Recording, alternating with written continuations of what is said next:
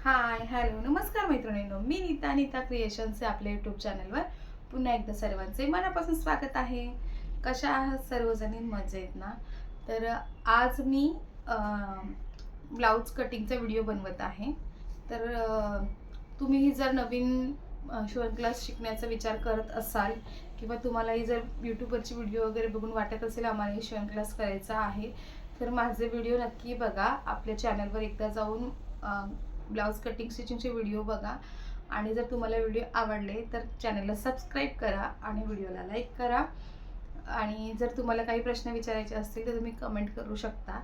तर एका ताईने खूप दिवसापासून त्या कमेंट करत आहेत आणि त्यांनी princess cut three piece blouse हे 40 साईजमध्ये त्यांनी कटिंग करायची कसं ते दाखवण्यासाठी त्यांनी रिक्वेस्ट केली होती भरपूर दिवसापासून. आणि ते मला म्हणजे बाहेरचा कस्टमरचा ब्लाऊज नव्हतं 40 साईजमध्ये आणि 3 पीसमध्येही नाही. कटोरी ब्लाऊज होते, प्रिन्सेस कट होते, 4 टक्स होते, पण 3 पीस प्रिन्सेसमध्ये नव्हते. म्हणून मग मला जरा व्हिडिओ टाकायला उशीर झाला आणि कामामध्येही जरा बिझी होते ना, म्हणून मग त्याबद्दल मी सॉरी म्हणते. आणि आता तो व्हिडिओ मी आता म्हणजे ब्लाऊज ते कटिंग करायला घेणार आहे आणि त्याची फक्त मी आता कटिंग दाखवणार आहे, कारण की स्टिचिंग नाही. आधीचे ब्लाऊज जे आहेत ना कटिंग करून ठेवलेले त्यांचं स्टिचिंग आता सध्या मला करायचं आहे. म्हणून मी आता ह्या ब्लाऊजची फक्त कटिंग दाखवत आहे, स्टिचिंग नाही. आणि जर तुम्हाला त्या ब्लाऊजची कटिंग सोपी वाटली आणि जर तुम्हाला अशाच सोप्या पद्धतीने ब्लाऊजची कटिंग आणि स्टिचिंग जर शिकायची असेल तर नक्की आपल्या चॅनलला सबस्क्राईब करा आणि व्हिडिओ स्किप न करता पूर्ण बघा. चला तर मग आपण आता कटिंगला सुरुवात करूया. सर्वात आधी आपण आता माप लिहून घेऊया.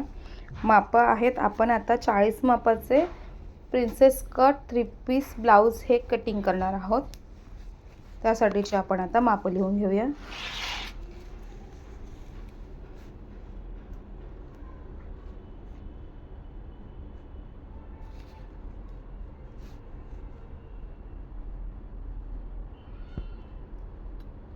पूर्ण उंची, छाती, कमरघेर, शोल्डर, मुंढा, बाही, दंडघेर,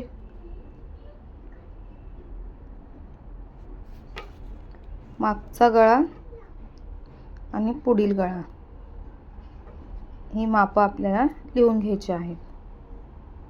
आपल्या ब्लाऊजची पूर्ण उंची आहे 14, छाती आहे 40, कमरघेर आहे 36, शोल्डर आपण बोटनेक ब्लाऊज कटिंग करणार आहोत त्यासाठी आपल्याला शोल्डर लागणार आहे 7, मुंढा लागणार आहे 7, बाही उंची आहे आपली 9.5, दंडघेर आहे 12, मागचा गळा आपण बोटनेक घेणार आहोत म्हणून 3 आणि पुढील गळा हा 6.5.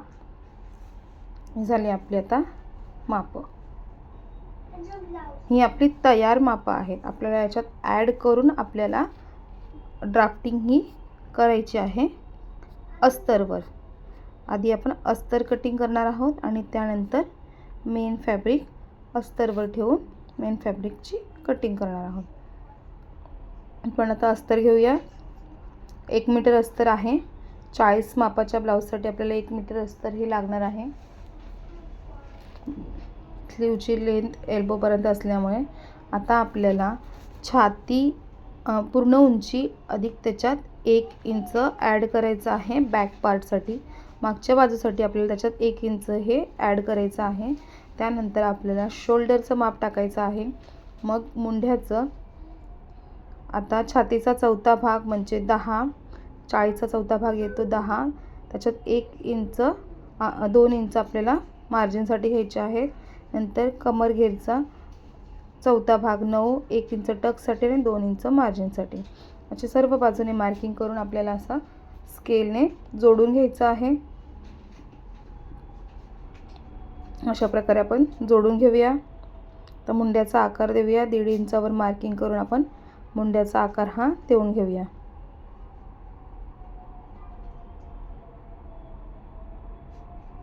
अशा प्रकारे आपण मुंड्याचा आकार हा देऊन आता गळ्याचा आकार आपल्याला बोटनेक ब्लाऊज कटिंग करायचे आहे म्हणून आपण 3.5 वर मार्किंग करूया गळा रुंदी म्हणून. गळा उंची 3वर, कारण की आपण बोटनेक ब्लाऊज कटिंग करत आहोत. आपल्या मागच्या बाजूची ड्राफ्टिंग पूर्ण झाली आहे.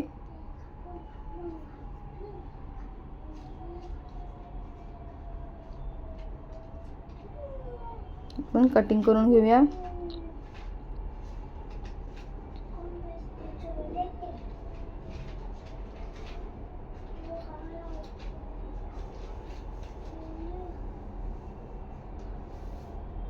आता आपण पुढच्या बाजूची ड्राफ्टिंग करूया.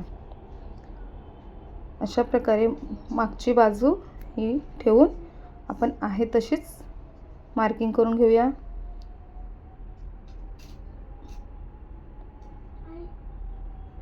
सर्व बाजूने आहे तशीच मार्किंग करून घेऊया.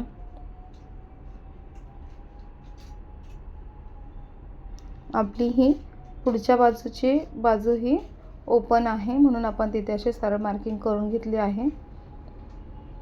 आपल्याला आपली तयार उंची पाहिजे आहे 14. आपण मागच्या बाजूसाठी 1 इंच एक्स्ट्रा घेतला आहे. आता आपल्याला याच्यात 1.5 इंच एक्स्ट्रा घ्यायचा आहे, म्हणजे 14 अधिक 1.5 म्हणजे 15.5 ही आपल्याला पुढच्या बाजूची उंची घ्यायची आहे.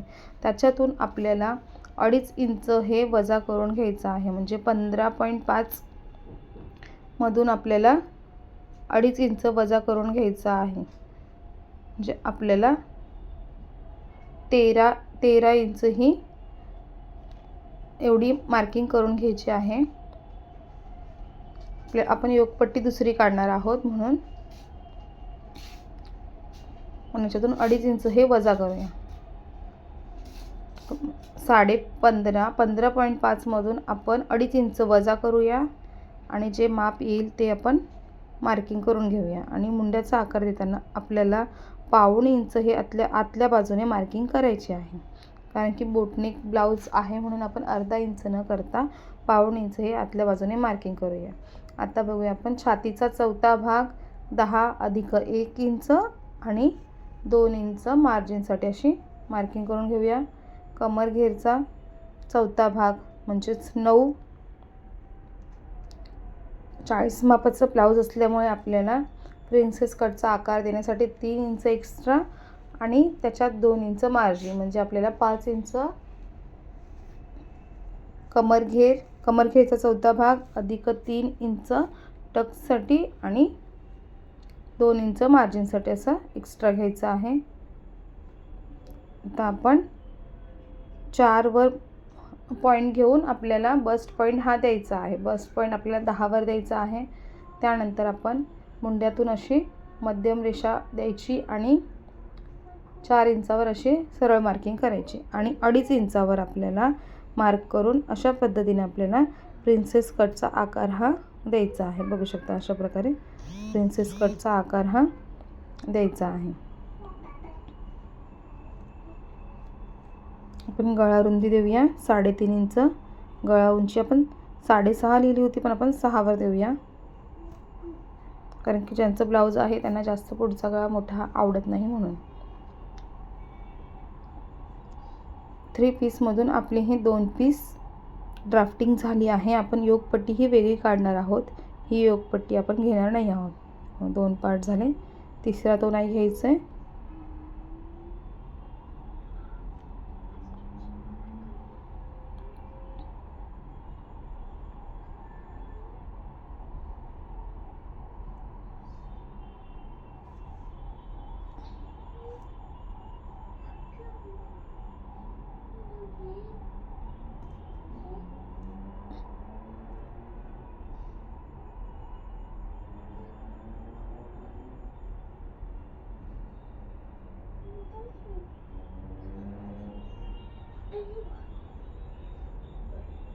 एक्स्ट्राचं कापड कटिंग करून घेऊया आणि आपण हे दोन्ही पार्ट एकमेकांपासून आता वेगळे करून घेऊया. लक्ष देऊन बघा, म्हणजे तुम्हाला लवकर समजेल.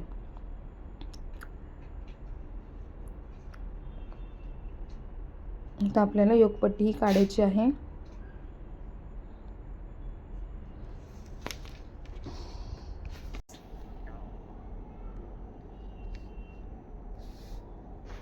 आपण आता याच्यावरच आपली मेन योगपट्टी कटिंग करून घेऊया. 3.5 इंच उंची, छाती कमर घेरचा चौथा भाग म्हणजेच 9 आणि 2 इंच मार्जिनसाठी असं आपण मार्किंग करून घेऊया. ऑपोजिट साईडने आपण 3.5 इंचावर मार्किंग करून घेऊया आणि सुरुवातीपासून 4 इंचावर आपण 2.5 इंचावर मार्किंग करूया. अशा प्रकारे आपल्याला योगपट्टीचा आकार हा द्यायचा असतो.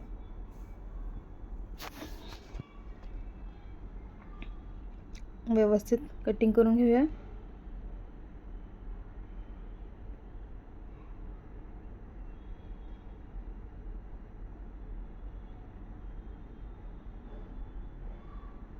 दोन्हीही सरळ बाजूवर आपण मार्किंग करून घ्यायची, म्हणजे आपल्याला ब्लाऊज शिवताना काही प्रॉब्लेम येत नाही. आता आपल्याला बाही कटिंग करून घ्यायची आहे. बाही ही जास्त मापाची असल्यामुळे आपल्याला जॉईंट हा द्यावा लागेल. बाही कटिंग करताना काही अवघड नाही आहे.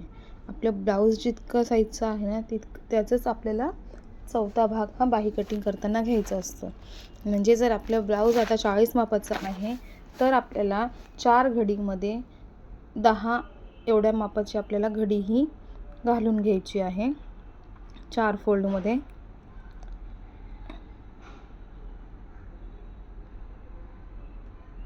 आता बाहीची आपली जेवढी उंची येणार आहे त्याच्यात आपण अर्धा इंच ॲड करूया. अर्धा इंच ॲड करून आपली तयार बाही आहे 9.5 इंचाची. आपण 10 इंच बाही उंची घेऊया आणि आपल्याला बाजूला जॉईंट द्यावा लागणार आहे.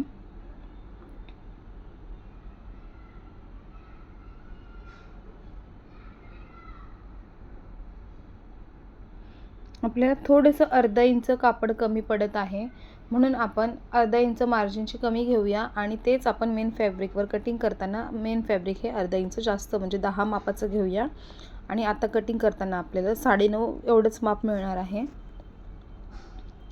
आपल्याला 10 पाहिजे होतं पण अर्धा इंच आपल्याला कमी पडत आहे तर आपण ते 9.5 घेऊया आणि मेन फॅब्रिकवर कटिंग करताना 10.5 घेऊया. जास्त माप असेल तर आपल्याला मुंड्याचा आकार देताना 3.5 इंचावर मार्किंग करायची आहे 2 इंच मार्जिनचे आणि तिथून आपल्याला असं तिरकस अशी रेषा द्यावी लागते.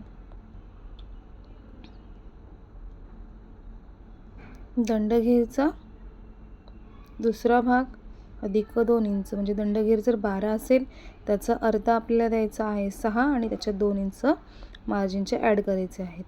आता आपण बाहीला आकार देऊया. याचा मध्य काढायचा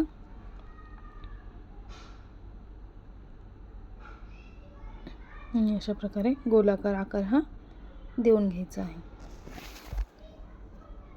आपल्याला मेन फॅब्रिकवर कटिंग करताना लक्षात ठेवायचं आहे की आपल्याला जे अस्तरचं कापड आहे त्याच्यापेक्षा अर्धा इंच कापड हे जास्त घ्यायचं आहे बाही कटिंग करताना,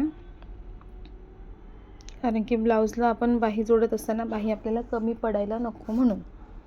आणि जे अर्धा इंच आपण मेन फॅब्रिकवर जास्त घेणार आहोत आणि अस्तर कमी पडलेलं आहे ते आपलं काहीही करून ते मार्जिनमध्ये जाणार आहे.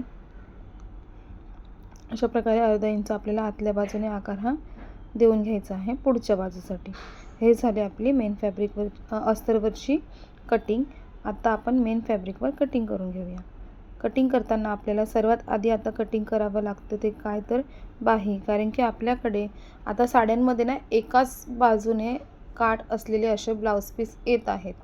मग त्याच्यामध्ये जर आपण मोठी साईज असेल ना तर त्याच्यामध्ये फक्त आपण बाहीला किंवा बॅक साईडलाच आपण काठ लावू शकतो. आपण दोन्ही ठिकाणी आपण काठ हे लावू शकत नाही, एवढेच काठ असतात. म्हणून त्यासाठी आपण आता आधी बाही कटिंग करून घेऊया. बाही कटिंग करताना आपल्याला लक्षात ठेवायचं आहे की आपल्याला अर्धा इंच हे दोन्ही बाजूने जास्त माप कटिंग करायचं आहे.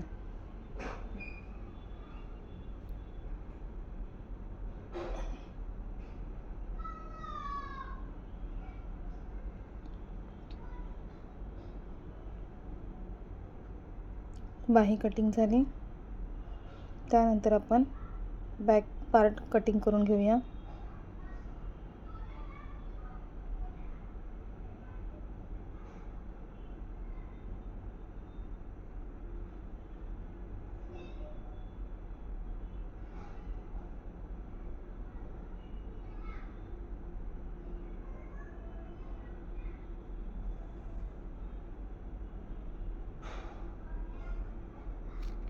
जर तुम्ही नवीन शिकणारे असाल तर तुम्ही अस्तरवरून मेन फॅब्रिक कटिंग करताना तिथे पिना लावून तुम्ही कटिंग करू शकता,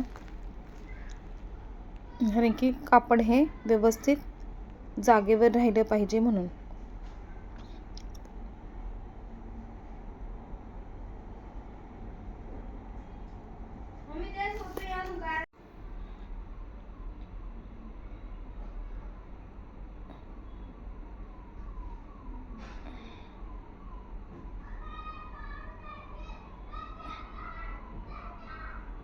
अशा प्रकारे आपण सर्व बाजू अस्तरवर व्यवस्थित सेट करून अशी